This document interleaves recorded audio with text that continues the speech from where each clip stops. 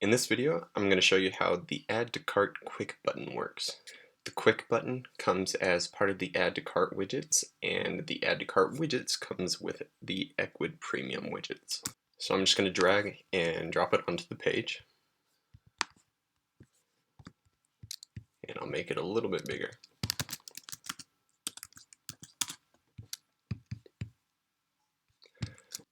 So first, I'm glad that the thumbnail didn't load. If the thumbnail doesn't load inside Muse, that isn't a problem. It doesn't mean that anything is wrong with the widget, it just means that the thumbnail hasn't loaded for whatever reason. So to preview the widget, you have to preview it in the browser, or you can preview it by clicking Preview inside Muse. So now I'm going to open up the widget, and under the Ecwid section, this is where you're going to enter your product information. So in here you have to enter your store ID, your product ID, and the store URL. You should know your store ID, and if you don't know your product ID and the store URL, you can click either of these and it will take you to the tutorial video. I will also provide a link in the description and in a little bubble that should appear in the corner. The next section is the cart, and in this section you can choose where you want the default cart to appear, or if you don't want it to appear at all. So if you click this drop down, then you have the option to put the cart in the top left, top right, or bottom left corner. Or you can choose to not have the default cart show at all. And next is the button styling. And now, as you can see, as I was cutting between videos, the button has decided to load. So that's good since we're now on the button styling. So to be able to change the font type and size, you actually use the text tool. You make sure the widget is selected, and then come over to the font flyout, then change your font type to whatever you'd like. So I'll go with shadows into light. And then with it still selected, you can come over here and change the font size to be whatever you want. So if you want to make it small, that's how, and large, that's how. So that's how you change the font type and size. If you want to remove the icon, you just toggle that switch off, but I'm going to leave it toggled on.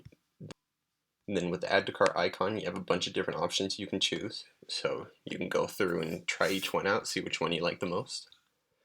And the space after icon is going to be the amount of space that comes after the icon. So if you switch that to 10, hopefully it will load. So it adds a space of 10 between the icon and the text. I'll add a little bit more space so you can see it a little bit more distinctly.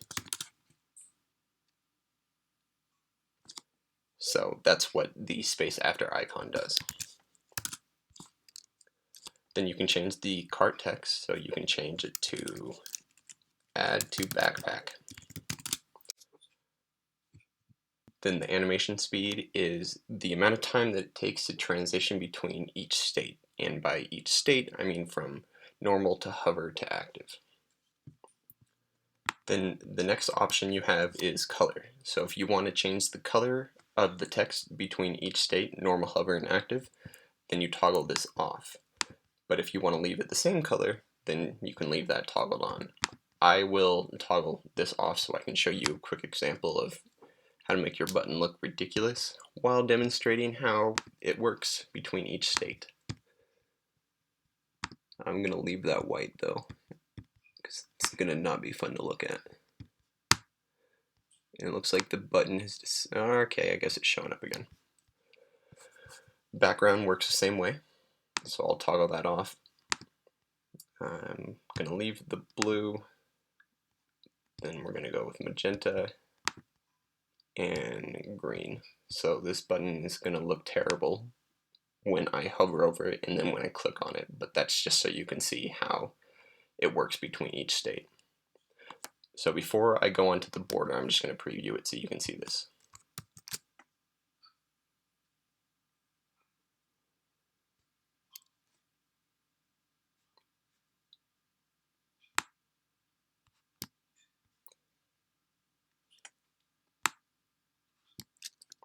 So that's what each color does for each state.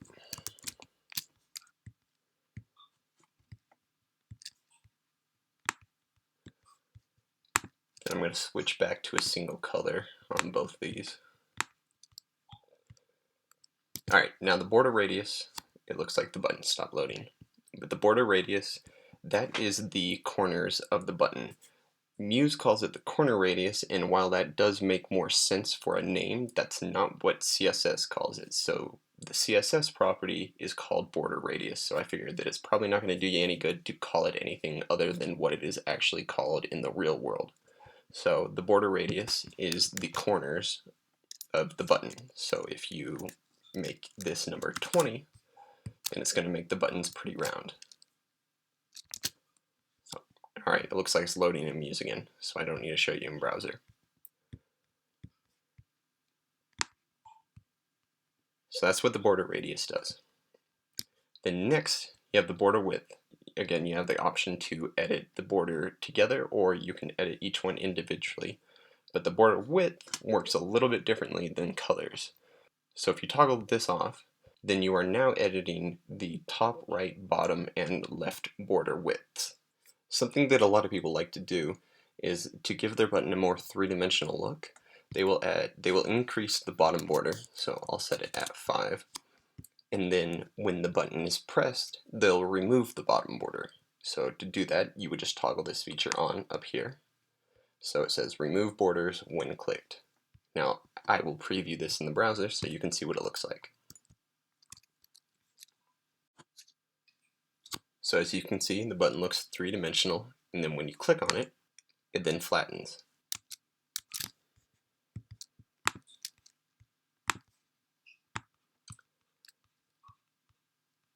Then of course, if you want to change the border colors, you could do that. So in this last section is the shadows. So in the add shadow dropdown, you have custom shadows, default shadows. Default shadows are just the default settings that Ecwid provides for the button. Then no shadows are just no shadows at all. Then the next customizations are split up into 3 sections. So you have the normal state, hover state, and the active state. The active state is also known as mouse down. The first 2 numbers in each section adjust the way that the shadow moves from right to left and top to bottom. These can also be negative numbers, so if you wanted to move the shadow to the left, you would write -10. If you wanted to move to the right, you do +10. Then the same goes for top to bottom. If you want the shadow to be above the button, you would write negative whatever number that you wanted. I'll do 20 on this one. Then the blur cannot be a negative number. The higher that you increase this number, the further away from the surface the button is going to appear. So if you set that to 20, it would make the shadow pretty thin. Then I'm going to leave these settings as the way that they are, but I'll just show you what this looks like inside the browser. So with a -10 for the left to right shadow, it moved the shadow over to the left. And then for a -20 on the top to bottom shadow section, it moved the shadow above the button by -20. Then when I hover over the button, it will use the settings for the hover section, so it will move the button shadow more into focus. Then when I press down, it's going to reduce the shadow a little bit. So that is how the shadow section works.